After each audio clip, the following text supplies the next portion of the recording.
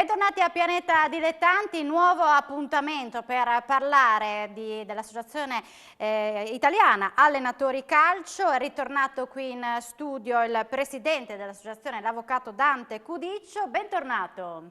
Grazie, grazie. Allora, dobbiamo partire questa seconda puntata dedicata all'Associazione degli Allenatori, parlando di quello che è l'inquadramento normativo degli allenatori, ma soprattutto di come nasce un contratto per un allenatore, perché tanti sbagliano, così? È verissimo, anzi è un argomento che ti ringrazio per averlo tirato in ballo. Dunque, nella precedente trasmissione avevo detto che praticamente al momento in cui l'allenatore viene assunto, diciamo assunto fra virgolette, da una società, deve obbligatoriamente firmare il tesseramento. Sì. Ma accanto al tesseramento deve firmare anche l'accordo economico.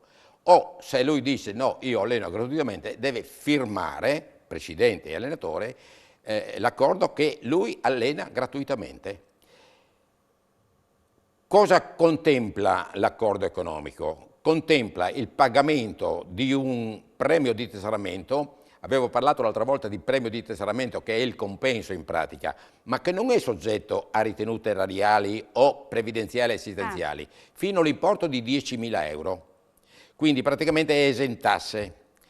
Oltre al tesseramento deve firmare l'accordo economico, che contempla l'importo annuale, che può essere suddiviso in 10 rate mensili, al massimo 10 rate mensili, e viene pagato sull'IBAN che l'allenatore dà e dichiara. Firmato l'accordo economico o la dichiarazione di gratuità, unitamente al tesseramento, è obbligo e compito della società trasmettere il tutto al settore tecnico. Il settore tecnico praticamente va a guardare se l'allenatore è regolarmente tesserato. Cosa significa regolarmente tesserato? Che ha pagato la quota annuale al settore tecnico, ma soprattutto se ha fatto i corsi di aggiornamento previsti dalla Commissione UEFA. Se è tutto in ordine, allora il settore tecnico dà l'ok all'allenatore per allenare. Succede spesso che la società non trasmette l'accordo economico. Prima veniva trasmesso alla Lega, adesso viene trasmesso al settore tecnico. In questo caso viene soggetto a ammenda sia la società sia l'allenatore. È compito della società trasmettere il tutto, e io sono rabbrividito di fronte alla commissione disciplinare quando mi hanno detto sì, è compito della società, come dal regolamento, trasmettere il tutto agli organi competenti. Ma l'allenatore? L'allenatore deve controllare che la società adempia. Al che gli ho detto non è possibile che l'allenatore si intrometta, una volta che ha firmato basta, è compito della società. Eppure anche in questo caso l'allenatore è stato sanzionato con 3 mesi di squalifica. Cosa succede se la società non paga? C'è da premettere che in calce all'accordo economico è previsto anche l'indennità chilometrica, 1/5 del costo della benzina, viaggio di andata da casa al campo sportivo, compreso la domenica per la partita. Quindi se però non indico in calce all'accordo economico anche questa eventualità, cioè l'indennità chilometrica in pratica, non ho diritto a ottenerla. Quindi diversi allenatori qualche volta incappano in questa dimenticanza e io rammento sempre loro, ditelo, scrivetelo, perché altrimenti non prendete nulla. La società a un certo punto si esime dal pagare. Cosa succede? Io mi rifaccio all'esperienza mia qui nel territorio regionale e anche oltre il territorio regionale, perché sono stato chiamato anche fuori dai confini regionali. Prima di andare al collegio arbitrale, che è l'organo competente a dirimere le vertenze economiche degli allenatori dilettanti, accedo presso il presidente della singola società. Certo. E in via bonaria e in via amichevole cerco di risolvere il problema, senza andare davanti alla giustizia sportiva. Certo. Diciamo che nel 90% dei casi ho trovato sempre presidenti che mi hanno accolto benissimo e con i quali ho trovato sempre l'accordo. Altro caso è il comportamento scorretto dell'allenatore.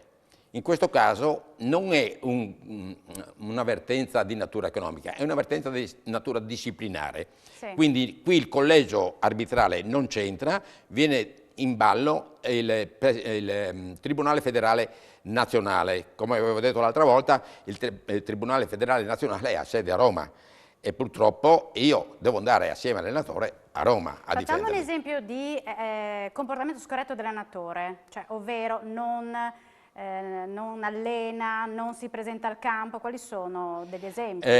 Se non si presenta al campo, praticamente non allena, da quel momento non ha diritto al compenso, Ecco. al premio di tesseramento, però è soggetto al Tribunale Federale Nazionale per il comportamento scorretto, perché anche per gli allenatori vige il principio enunciato dal Codice di Giustizia Sportiva, e cioè che il comportamento del tesserato e quindi anche dell'allenatore deve essere connotato dai tre requisiti: lealtà, correttezza, probità. Quindi quando manca uno di questi elementi tu vieni mandato davanti al Tribunale federale. Casi di questo tipo ne ho avuti lo scorso anno solamente 2, ripeto, li ho risolti in sede locale senza andare a Roma o a Coverciano, e quindi diciamo che ho incontrato anche l'accordo sotto l'aspetto dell'amicizia con i vari presidenti di società, senza andare a fare la cosiddetta baruffa, no? Poi ci sono anche i casi in cui le società decidono di esonerare un allenatore. Anche in quel caso come si fa a tutelare il mister?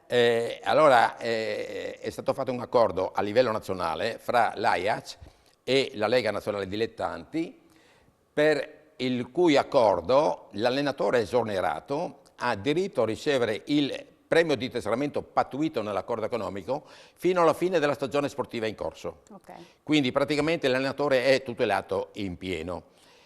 Altra permessa importante: l'allenatore dilettante può firmare accordo economico e tesseramento per un solo anno, una sola stagione sportiva. Quindi è vincolato con quella società anche dopo un esonero?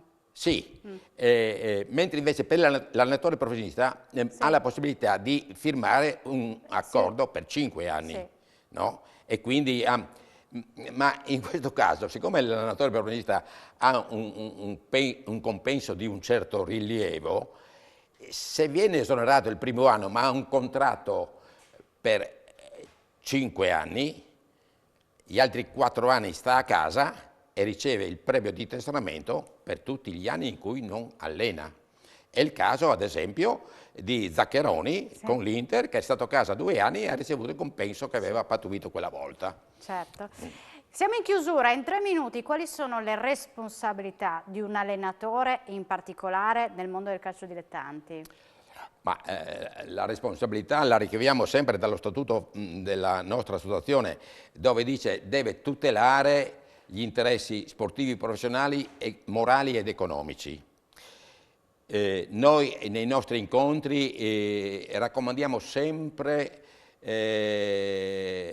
l'assunzione e il rispetto dei 3 principi che io ho enunciato un momento fa, che sono contenuti nel codice di giudizio: lealtà, correttezza e probità.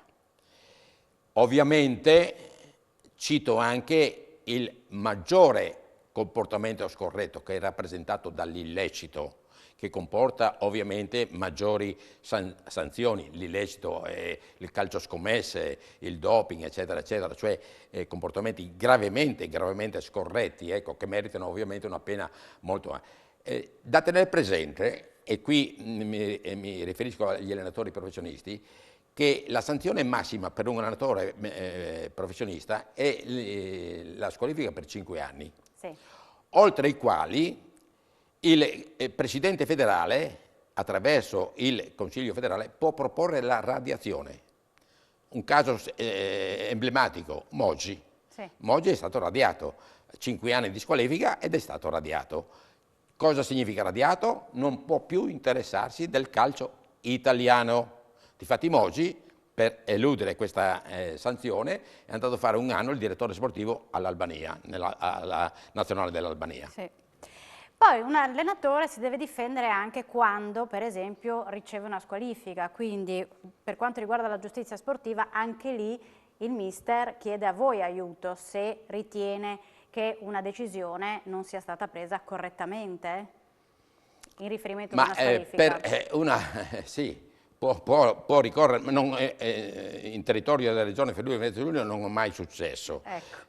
Prima di tutto devo dire che non si può ricorrere contro la squalifica per una giornata, assolutamente, ecco. Quindi, ricorrere contro le squalifiche è improduttivo per tutti, perché, ripeto, a parte che non è successo nel nostro territorio, nel territorio regionale, che senso ha che deve ricorrere contro la squalifica per 2 o 3 o 4 giornate quando la giustizia sportiva non è così, è celerissima, ma non è così celere tale da riuscire a coprire quell'arco di tempo, no? E quindi...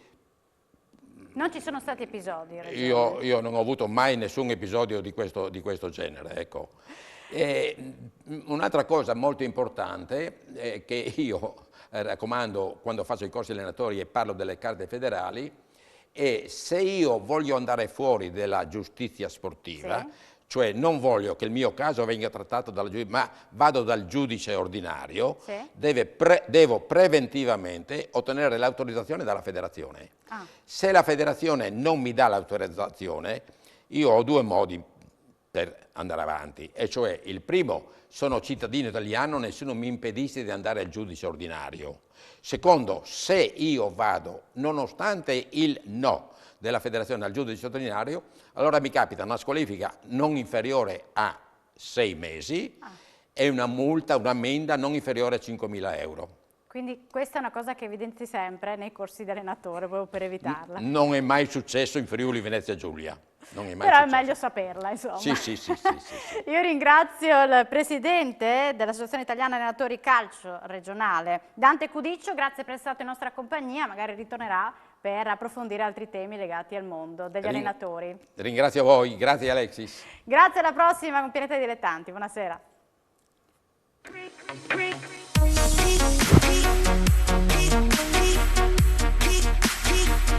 What?